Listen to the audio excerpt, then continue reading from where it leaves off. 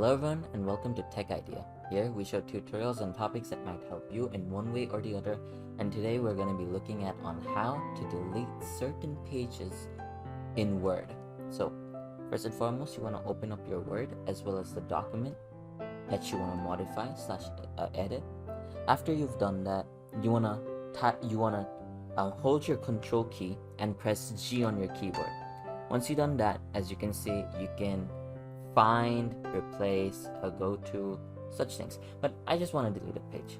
So there's only 3 pages in this document, so I'm just going to type in 3 and I want to press on go to. Once you do that, you want to select the content of the page, because I want to delete this page. This is the only way you can do it.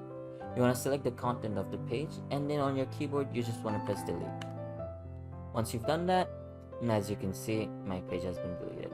Yeah, there's no cooler way on doing it. It's just Control G, go to the page number you want to delete, and then once I go to the page number, select the content of the page and then press delete on your keyboard, and that should delete the page automatically. Thank you so much for watching. Hopefully you found this tutorial helpful. If you did, drop a like, and if you want to see more tutorials like this in the future, don't forget to hit that subscribe button as well as hit that notification bell. Thank you so much for watching. Bye bye.